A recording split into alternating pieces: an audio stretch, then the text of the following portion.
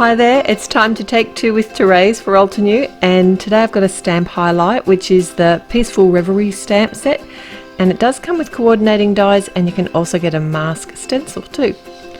So this is a really unique set of stamps in the fact that the shading in these stamps is done with kind of a stippling effect, but you'll see that in a minute. First I just want to show you that because I'm going to be stamping out multiples, I'm using my Misty tool.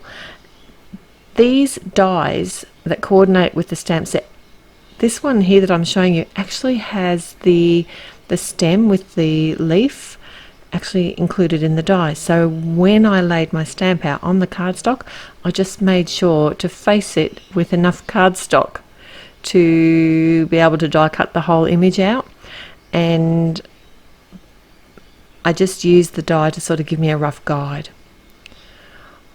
I'm stamping out lots of images. I'm using two different shades here. I'm making some of my flowers yellow and some of them purple, and I'm going to alternate the centers of the flowers. There's quite a few little layers in this set, but by stamping out multiples, it doesn't matter that there are lots of layers because I'm not having to reline it up all the time. I can simply just pop the images back in my Misty tool and stamp out the next layer each time, and it's like production line. It goes very quickly.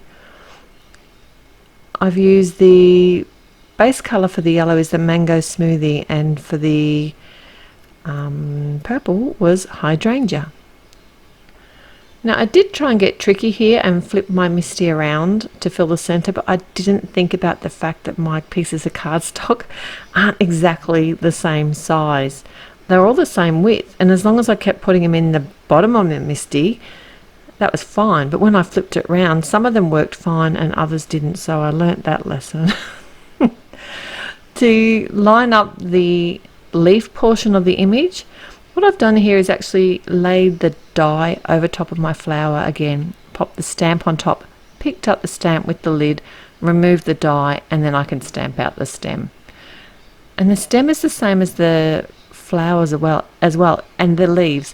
They all have this wonderful stippling layered stamp set on them, and for the yellow flowers I use the Honey Drizzle as my next layer, and for the purple ones I use the Andromeda. Really pretty colors, and they go really well together too. I'm just going to run all of these images through my die cutting machine, and I'll be right back. Alright, I'm going to assemble my first card now. It's fairly simple. I'm using the stippling shaded images for this one. I've covered the front of my card with some pale grey cardstock, and here I've got the Cozy Flannel cover die. I've simply cut that with some white cardstock, added some adhesive, and attaching that directly to the front of my card. Normally I like to pop these dies up, but I don't know. I thought I was going to pop all the flowers up, so it's going to make it a little bit more male friendly, but not really. It's still going to have lots of layers. I use both my tape runner and I've got this old foam tape that I'm using up. I'm trying to be very good and use up the stuff that I've got in my cupboard. So I've been layering this up. It's only 1 millimeter thick, so I've got like 3 layers on some of it, I think. Other than that, I'm just using the tape runner, and I've added a sentiment here. It's from the Flower Vine set, and I'm loving the tiny little sentiments in this set, and I'm using the Obsidian black ink to stamp them out, and it gives such a great detail. One last thing on this card, I did add some black enamel dots, and they're from the Greenfields set.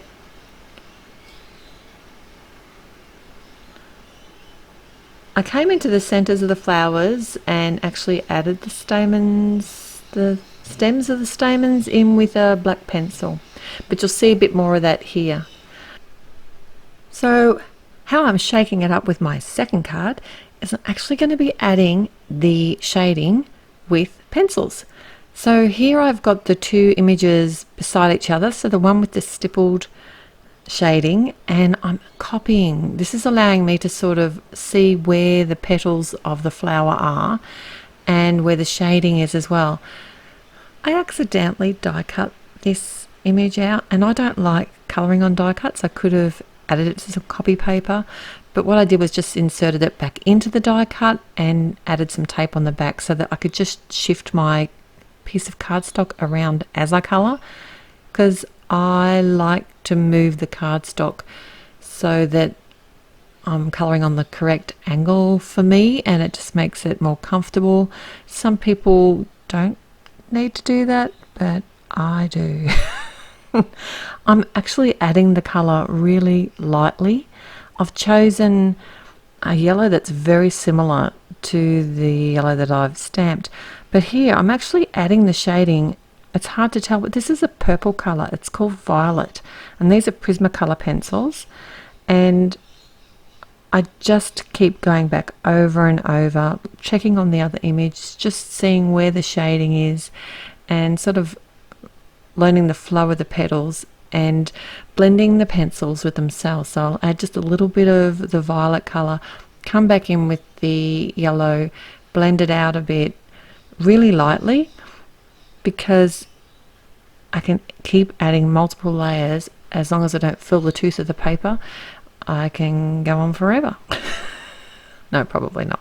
Anyway, I did come into the center of the flower, and there was a couple of spots where my stamping was off. You know how, like I said, I didn't actually have it in my MISTI correctly.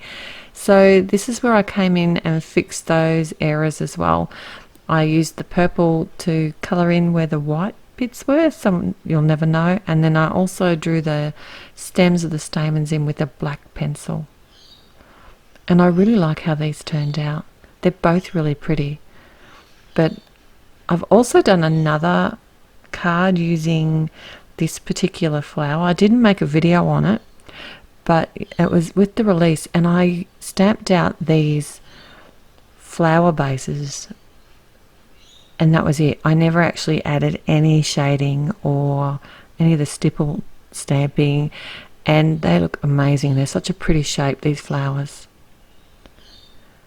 Here I'm just showing you how I did the same kind of shading with the purple. I just thought it would be nice to share, and I'm not sure if you want to see both, but you got both today.